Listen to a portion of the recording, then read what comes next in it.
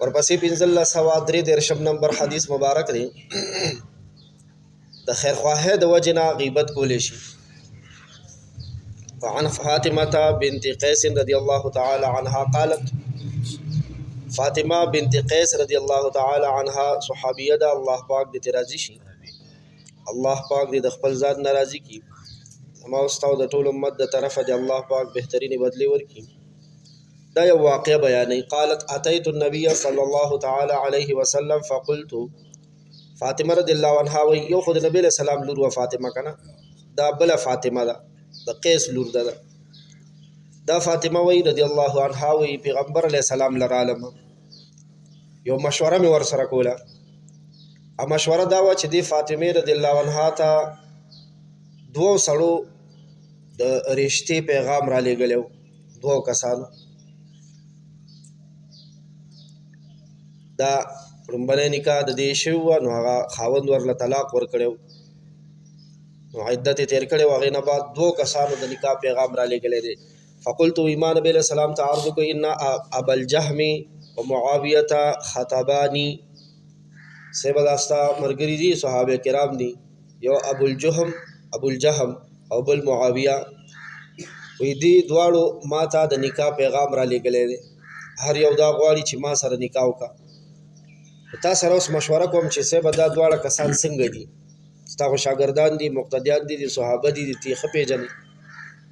د رشتې په معامله کې خلک داسې کوي که نه، لور خور چاله ورکوي، یا کوم ځای کې د چا لور خور خپل زوی وراره له کوي، نو پوچ گچ کوي چې دا هلک څنګه دی، جینۍ څنګه ده. دې منځ کې راته یو خبره رایاده شوه، حکیم الامت صاحب ویلي دي اشرف علي تانوي رحمت الله علیه د نن 90 کاله مخکې د عالم تیر شوی دی. هغې فرمایلي دي چې کله یو هلک له لور خور ورکې یا خپل زوی وراره له بله لور خور ګوري وله رشته کې، نو رشته کې چې څنګه د نورو خوبیانو پوچ گچ کې چې د جینۍ له د کور کار ورځي که نه ورځي، هلک کاروبار کوي که نه کوي، نشه کوي که نه کوي، خیال هم دی ناسته پاسته څنګه کومو خلکو سره ده، چې دا پوچ گچ کې وي دې سره سره دا معلومات هم وکړه چې دا هلک مسلمان هم پاتې شوی دی او که نه، دا جینۍ مسلمان هم پاتې شوی ده او که نه ده پاتې شوی. دی د نن نه څومره موده مخکې دا خبره کړې وه، 100 کاله، منځ کې پکې یوه صدي ووته 100 کاله، نو حالات به لږ ښه طرف ته تلي که نه، نور به مزید خراب شي خراب. نو اوس خو بیا زیات معلومات کول پکار دي او د ځان معلومات هم پکار دی چې زما لاس پې خو چېرته د اسلام په حقله خوله ژبه خو مې غلطه نه استعمالیږي، چېرته الله پاک د زمونږ د ایمان د سرمایې حفاظت وکړي. خیر به هر حال خدا خبره مې چې منځ کې وکړه، ګوره دې ته ټول اورېدونکي پام وکړي، ښه بار بار دا خبره ځان سره واړوئ چې دا څنګه خبره وه د ایمان د حفاظت.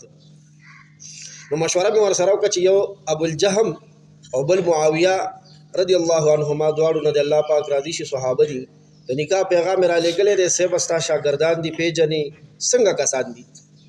نو دلته اوس نبی علیه صلات وسلام د دې دواړو صحابو غیبت کوي، ورته وایي چې د یو کې دا خامي ده او د بل کې دا خامي ده، دې دپاره چې دا زنانه د مشکل نه څه شي بچ. فقال رسول الله صلی الله تعالی علیه وسلم، نبی علیہ الصلوۃ والسلام ورته د دواړو حال بیانوي. اما معاویه، دا معاویه صحابي چې دی رضی الله عنه، فصعلوک، دا صعلوک دی. صعلوک څه معنا ده؟ لا مال له، مال ورسره نشته، غریب سړی. نو اوس چې غریب ته واده شي خو خامخا چې څنګه هغه غریب دی داسې به ته هم بیا غریبه زندګي تیرې، بیا به هم درته ژوند مشکل شي. و اما ابو الجهم فلا يزع العصا عن عاتقه، او دا ابو الجهم چې دی که نه، نو دی خو امسا د اوږې نه نه کوزوي، هر وخت یې امسا په اوږه باندې. د دې یو مطلب خو دا دی چې فضراب للنساء، زنانه ډېرې وهي، غوسناک دی چې غوسه شي بیا ګزار کوي، وهل ټکول کوي. او دویمه معنی دا ده کثیر الاسفار، هر وخت په سفر نو، او چې د کومې ښځې خاوند هر وخت سي په سفر یو باري، دا مشکل، وهل ټکول چې کوي دا مشکل دی، او چې غریب وي نو هغه سره هم ژوند بیا ګران دی.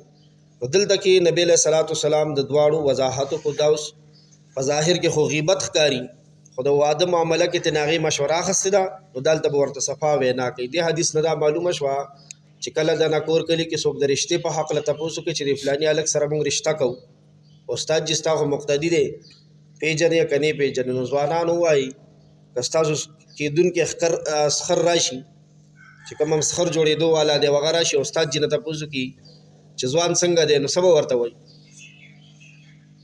څه به ورته وایي؟ ورته به وایي چې په ډومبي صف کې ولاړي اقامت راپسې کوي او کنار وخت نه رکعت او تکبیر اولی تلي، څه به وایي ورته؟ صفا حل به ورته وایي. او ناسته پاسته دکانونو کې لکه جومات کې زیات کینی، خیال هم دی صفا ټکې به ورته کوي.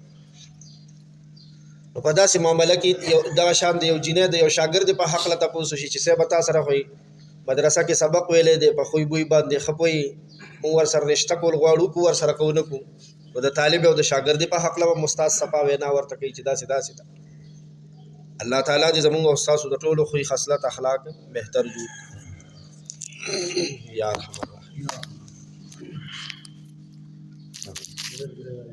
رانه د رشتې په هکله تپوس کړي که نه، مخکې رانه تپوس کړی د فلانیانو سره رشته کوم کوم کو نه کوم، نو چې دلته تا ته کومې خامیانې معلومه یې هغه ووایه ځکه تا نه تپوس شوی دی. او چې تپوس د نه نه شوی هسې نه چې ته ورکې بیا د غوړو مچ ځان نه جوړ کړي او د خپلې اندې ورمنډې وهې چې ګوره دې سره رشته نه کوي، بې خامۍ څوک شته دی